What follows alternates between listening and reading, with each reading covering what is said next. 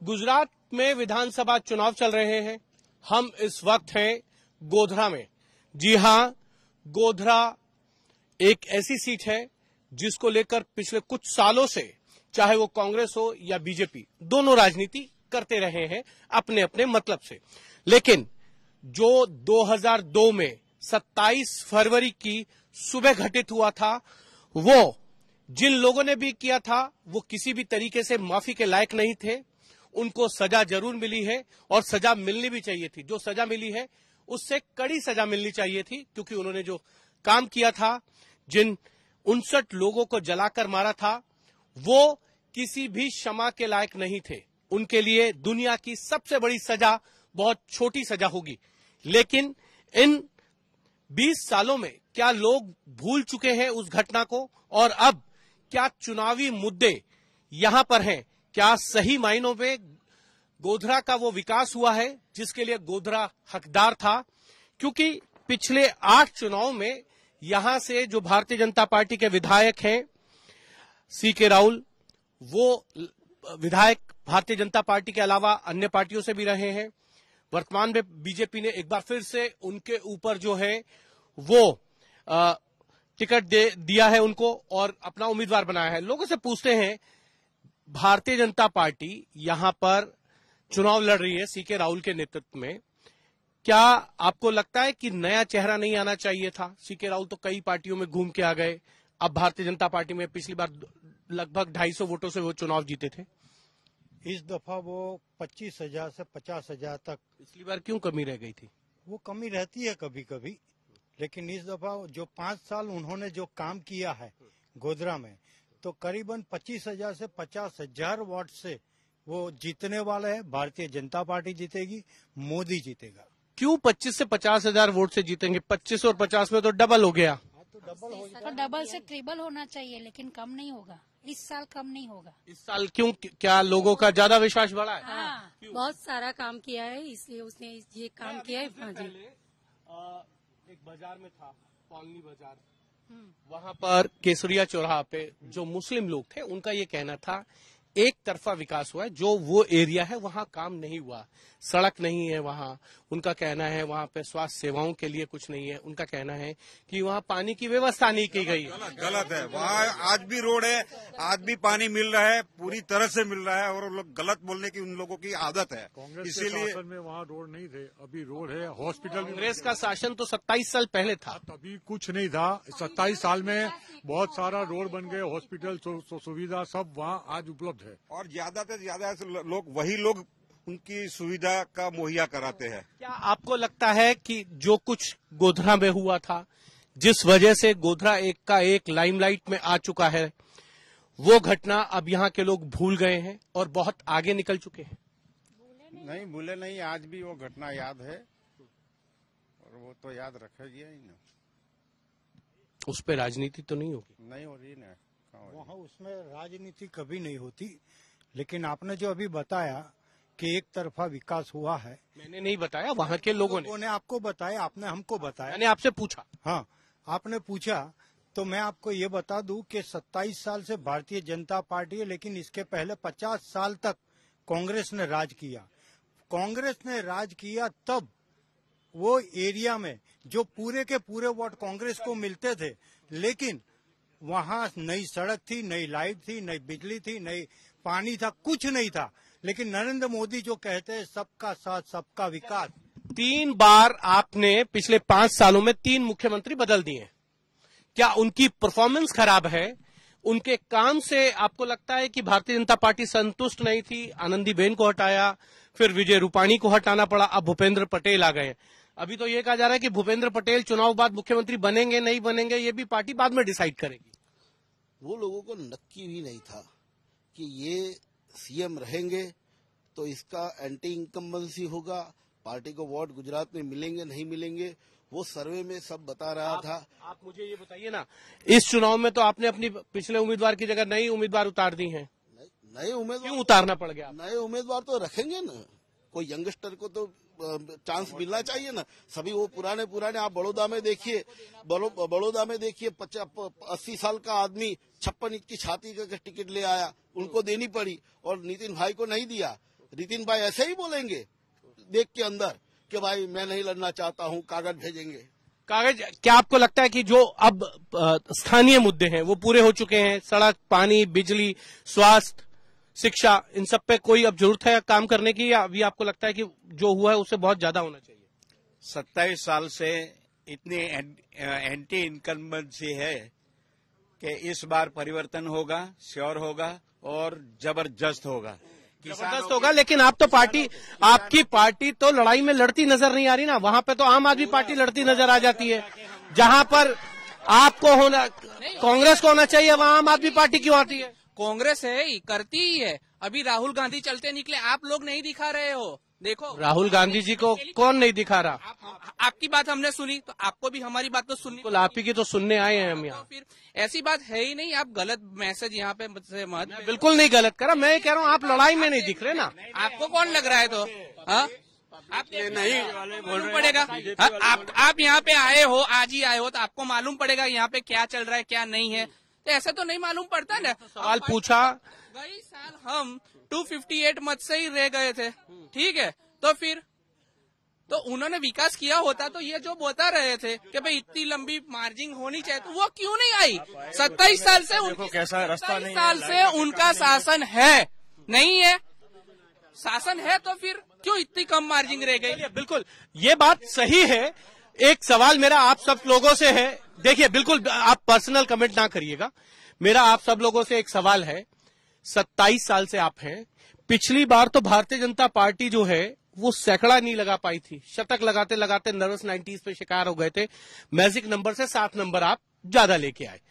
20 विधायक पिछले 2 साल में भारतीय जनता पार्टी ने कांग्रेस के तोड़ के अपनी पार्टी में शामिल करा लिए।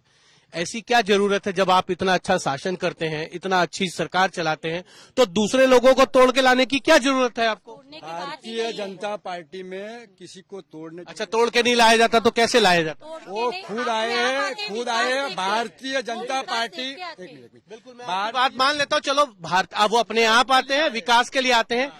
क्या उनके कांग्रेस के आने से विकास हो जाता है? जो लोग वहां से आए हैं उनको टिकट दे दी जाती है, जो जमीन पे भारतीय जनता पार्टी का कार्यकर्ता काम करता है उसको टिकट नहीं मिलना चाहिए। बाहर से आए उद्धार के लठेत को लेकर आप कहते हैं कि हम चुनाव जीतने के लिए लेके आए हैं। नहीं है, उन लोगों को पहले जो भी आए उनके कमेंट सुनो कि वहाँ क्या हो रहा था, वहाँ उनको क्यों भाजपा जो भी हो रहा था साहब, आपके यहाँ क्यों आना है? आप क्यों लेते हो? उनको छोड़ के आए। नहीं, मैं आपसे कह रहा हूँ कि अगर वो जो भी कह रहे थे, उन्होंने तो पहले बीजेपी के भी खिलाफ बहुत कुछ कहा होगा, तो आप क्यों ले लेते हैं? मेरा सवाल ये है। उनको 27 साल से विपक्ष में बैठे थे, उनको सत्ता का लालच दे दिया। भारतीय जनता पार्टी के जो विकास के काम, पब्लिक की उनके तरफ आकर्षण देख के अगली दफे चुनाव में चुन के आए, इसीलिए वो भारतीय जनता पार्टी में आए कि विकास के लिए आए। वो चुनकर आए तो भारतीय जनता पार्टी का जो कार्यकर्ता, जिस नेता ने उनके खिलाफ चुनाव लड़ा था, वो क्या करेगा? वो कहाँ जाएगा? आप मुझे ये बताइए बस।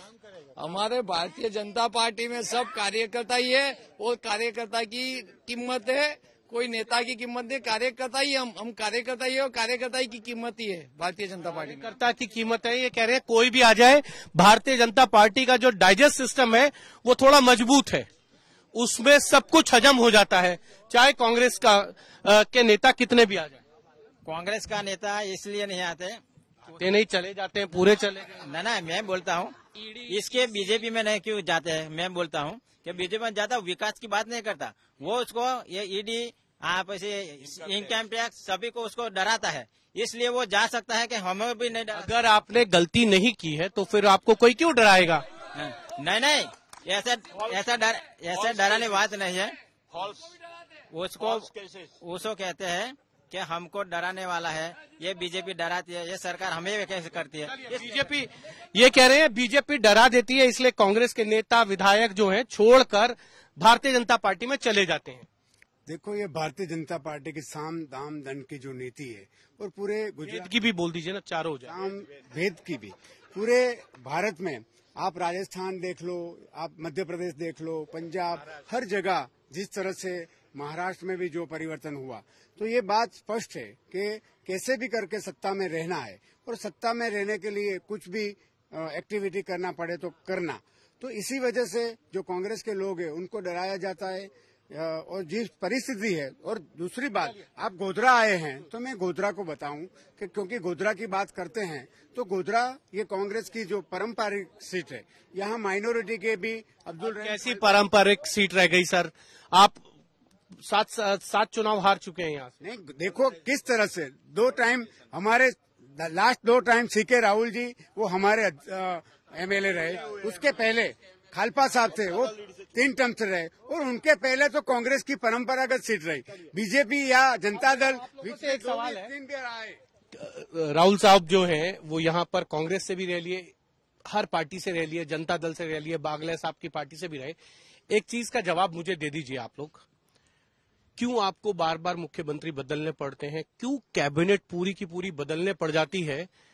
क्या उन सब मंत्रियों की परफॉर्मेंस इतनी खराब थी कि आपको लगा कि अगर ऐसा चलेगा तो 1.5 साल में भारतीय जनता पार्टी जो 17 के अंदर 99 सीटों पे चली गई थी, कहीं इस बार ऐसा चूक ना हो जाए कि सरकार बनाने से चूक जाए? नहीं ऐसा एक सेकंड, मैं आपके ऐसा कुछ भी नहीं है। कैसा है ये बता दीजिए ना। आपको बता दूं कि भारतीय जनता पार्टी इतनी बड़ी पार्टी है कि उनके बहुत सारे कार्यकर हैं और सबको बहुत सारे कार्यकर्ता इतने हैं। नहीं करोड़, एक सेकंड, मैं आपको करोड़ों कार्यकर्ता हैं, तो एक काम करते हैं 6-6 महीने का टर्म खेलें कि 6 महीने ये मंत्री रहेंगे, 6 महीने वो रहेंगे, फिर 2 साल वो मुख्यमंत्री रहेंगे। हमारे अभी गृह मंत्री आए थे, उन्होंने अभी बोल भी दिया है कि भूपेंद्र भाई पटेल ही हमारे अभी। अरे भूपेंद्र भाई पटेल कब तक रहेंगे तो कोई नहीं जानता ना। रूपाणी जी रहे, अब नए उससे पहले वो थे। भाई साहब बताइए भाई साहब, अपने को अपनी जिंदगी का पता है क्या? कितने दिन जिंदे रहेंगे, जिंदा रहेंगे वो पता है अपने को? तो ये पॉलिटिक्स है, रोज नए को चांस मिलना चाहिए। रोज पार्टी एक सेकंड, अरे रुकिए ना, नए को चांस। अरे सुनिए, 13 करोड़ नहीं, अब आपको अब सुनिए 13 करोड़ कार्यकर्ता नहीं है आपकी पार्टी के कार्यकर्ताओं का जो डाटा है वो 18 करोड़ है। मैं आपको जो है उससे बता देता हूँ, आपको अभी पूरी जानकारी नहीं है आपकी पार्टी को। मेरे को बीजेपी कवर करते हुए 17 साल हो गए। मैं आपको आज बता देता हूँ। मैं आपसे सवाल कर रहा हूँ, अगर 5 साल ये पूरे नहीं रहते हैं, योगी जी रहते हैं, उधर जो है वो एन वीरेंद्र सिंह रहते हैं, खट्टर रहते हैं, तो ऐसी क्या कमी रह जाती है किसी मुख्यमंत्री में जिसकी परफॉर्मेंस को आधार बनाकर आप हटा देते हैं? पूरी कैबिनेट को चेंज करना पड़ता है। सवाल ये है, ये सवाल है मेरा आपसे। उनमें कोई दीजिए, लाइए। आपका जो प्रश्न है ना, ये पार्टी का मामला है, और आप ये देखिए कि सारी कैबिनेट को सीएम के साथ हमने बदल दिया। उनमें से एक भी मिनिस्टर या सीएम ने कहीं भी अपनी आवाज उठाई कि ये गलत हो रहा है? भारतीय जनता पार्टी के कम से कम 25 ऐसे उम्मीदवार हैं जो रेबल हैं। 3 उम्मीदवारों को मैं कवर कर चुका हूं। मैं आपको बता देता हूं, वागोड़िया से मधु श्रीवास्तव हैं, वो लड़ रहे हैं। पादरा से दिनेश पटेल लड़ रहे हैं। ऐसे बहुत से लोग हैं। मैंने 25 बताए आपको, और मैं अभी कहूं तो और गिनवा दूंगा। 3 तो मैं काउंट कर चुका। मैं कैबिनेट नहीं, मैं कह रहा हूं कि ऐसे लड़ाई जिनके कितने की देरी है। चलिए अभी चलिए, अरे भाई साहब आइए, आप आइए इधर आओ नक्की करवाते हैं आपसे। हाँ आओ, इनसे पूछते हैं अभी कितने फॉर्म वापस हो जाएंगे। अभी हमारे यहाँ जो दूसरे फेज का बाकी है वो अभी 21 तारीख तक बाकी है। बाद में आप नक्की कीजिएगा। तो कितने करें? अभी तो मैंने तो बताया यार कि में आप नक्की कीजिएगा 21 तारीख के बाद, ठीक है? इतनी नाराजगी है कि लोग नाराज होकर फॉर्म भरने चले गए। अरे भाई, नाराजगी पहले दूर कर दे। 21 तारीख के बाद उस पे बात कीजिएगा ना, अभी क्यों बात कर रहे हैं? पहले चरण के लिए तो बात कर रहे हैं। अरे भाई, मेरी विचारधारा तुम्हारे वाली है। मेरी विचारधारा सारी ऐसी है, सबकी जैसी है। अरे भाई, मेरी विचारधारा बिल्कुल साफ है, आप समझ ही नहीं।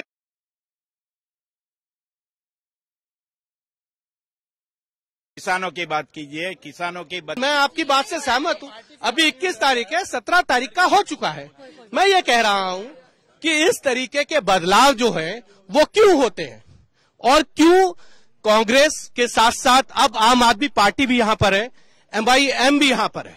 एंकर सर, अरे एंकर नहीं कीजिए, किसानों की बात कीजिए। किसानों की बदतर हालत है, उसका मूल्य नहीं मिल रहा है, उसके उपज का मूल्य नहीं है। यहाँ पाक बीमा बंद कर दिया है, GST लगा दिया है। गुजरात पूरी दुनिया में ये सरकार एकमात्र सरकार है, किसानों के औजारों पे, डीजल पे, खातर पे, बियारण पे, सब पे जीएसटी। MIM का एक खाने पीने पे जीएसटी, दूध पर, दही पर, छाछ पर। नहीं, अब वो जो जीएसटी काउंसिल है वो तो वो तय करता है, जिसमें कांग्रेस के भी मुख्य वित्त मंत्री। युवाओं के रोजगार 45 वर्ष रोजगार। अब मुझे ये बताइए, क्या MIM के आने से, MIM और आम आदमी पार्टी के आने से कोई इफेक्ट पड़ेगा? नहीं पड़ेगा, नहीं। कांग्रेस की बी टीम है वो, कांग्रेस की बी टीम है। वो कहते हैं कि बीजेपी की बी टीम, कांग्रेस की बी टीम है। MIM सब कांग्रेस की बी टीम है। भाजपा की कोई बी टीम नहीं है। भाजपा अकेली लड़ रही है। भाजपा अकेले लड़ रही है। आम आदमी पार्टी के भी कुछ लोग हैं, आइए। हाँ, अरे मैं बिल्कुल आपको भी, अरे देंगे, आपको भी दे रहे हैं। बताइए, ये जो MIM है, ये कहीं नुकसान तो नहीं हो जाएगा? नहीं होगा, वो कांग्रेस को फायदा ही है। कांग्रेस को फायदा होगा। हाँ, बताइए आप क्या कह रहे हैं? आप उनको पूछा कि कैबिनेट क्यों बदल दे? उनकी कैबिनेट बदली तो तभी तो पूछूंगा, आपसे क्या बदलवाऊं, बताओ। नहीं, बदलवाना नहीं, ये उन्होंने जो कौभांड किए हैं, उनसे जो पब्लिक नाराज है, पेपर कांड है और सारे भ्रष्टाचार किए गए हैं, उनसे जो एंटी इनकम्बेंसी बनी थी, इसीलिए अपने नेतृत्व को चेंज करके पब्लिक में अपनी छवि सुधारने की कोशिश कर रहे हैं, और कुछ नहीं। गुजरात के गोधरा में जो सिविल हॉस्पिटल से लेके सम्राट नगर तक आज दिन उन लोगों ने मुतेड़ी नहीं बनवाई, शौचालय कुछ भी नहीं बनवाया। हाँ, आप बताइए, आपकी क्या भूमिका है? हमारी इस इलेक्शन के लिए वही भूमिका है जो आजादी के बाद इन जितनी पार्टियां ने शासन किया, उस शासन को आज तक जो संवैधानिक अधिकार है हर जन जन को, अरे भैया, जो मिलनी चाहिए, हाँ, वो आज तक किसी पार्टी ने नहीं दी। वो भूमिका लेके हम लोग आए हैं। जो प्रायोरिटी में शिक्षा मिलनी चाहिए, प्रायोरिटी में आरोग्य मुफ्त मिलना चाहिए, प्रायोरिटी में रोड, रास्ता, बिजली मिलनी चाहिए। दिल्ली में बहुत अच्छा है ये सब। बिल्कुल अच्छा। तो दिल्ली से आता हूँ, मैंने वहाँ के मोहल्ला क्लिनिक देखा है, मैंने वहाँ का जो है आपकी सड़कें देखी हैं, कैसे पानी भर जाता है। सुनिए, अब आप मत कहिए कि उससे पहले कांग्रेस की थी, 8 साल से आप वहाँ पे हैं सत्ता में, ना वहाँ कुछ सड़कें हैं, स्वास्थ्य सेवाएं कैसी हैं हम सब जानते हैं। वहाँ पे बिजली जो पहले नहीं जाती थी अब जाने लगी है, और अब तो ये भी कह दिया है जो 300 यूनिट फ्री थी, अब जिनको लेनी है वो लें और जिनको छोड़नी है सबके लिए होना चाहिए। खुद उधर जाके आया हूँ, मैं देख के आया हूँ। मैं आप देख के आया हूँ, मैं वहाँ रहता हूँ। वहाँ की पाठशालाओं जहाँ जो पाठशाला बनाई है, मुझे शिक्षा मिल रही है। हर वो प्रिंसिपल होता है, उसके पीछे बोर्ड लगा रहता है कि इस साल इन बच्चों ने इस पाठशाला। अब मैं आपको बता देता हूँ, वैसे अगर CBSE के रिजल्ट देखे जाएं तो पिछले कई सालों की तुलना में दिल्ली में रिजल्ट कम हुए हैं पास आउट के। लेकिन मेरा एक आप सब लोगों से निवेदन है, किसी भी पत्रकार की कोई विचारधारा नहीं होती है, वो अपना काम कर रहा होता है, और सवाल पूछना मेरा काम है, जवाब देना आपका काम है। आप अगर कोई बात मुझसे पूछना चाहते हैं बिल्कुल प्यार से पूछे, मुझे कोई वो नहीं है। और मैं हमेशा ये कहता हूं कि विचारों में कोई कमी ना हो, हर आदमी को अपनी विचारधारा के और अपनी पार्टी की बात को रखना उसका अधिकार है। लेकिन किसी भी चीज को लेकर ये सोचना कि सामने वाला व्यक्ति किसी प्रायोजित तरीके से किसी चीज को कर रहा है और वो भी पत्रकार, ये शायद गलत है। लेकिन मैं आप लोगों से महंगाई के बारे में जब मैंने आपसे पूछा था आपने बताया नहीं, अब आपने, लेकिन एक सवाल सही है कि महंगाई, बेरोजगारी, शिक्षा और साथ ही साथ स्वास्थ्य, ये बड़ी समस्याएं हैं। अब देखना यह है कि इन सब चीजों को लेकर 8 तारीख को जब नतीजे आएंगे तो क्या एक बार फिर से भारतीय जनता पार्टी की सरकार बनेगी, और क्या पश्चिम बंगाल में जो 27 साल का जो रिकॉर्ड है लेफ्ट पार्टीज का वो टूटेगा। ये सब आपको 8 तारीख को लगेगा। कैमरामैन संजीव के साथ हिमांशु मिश्रा, गोधरा, आज तक।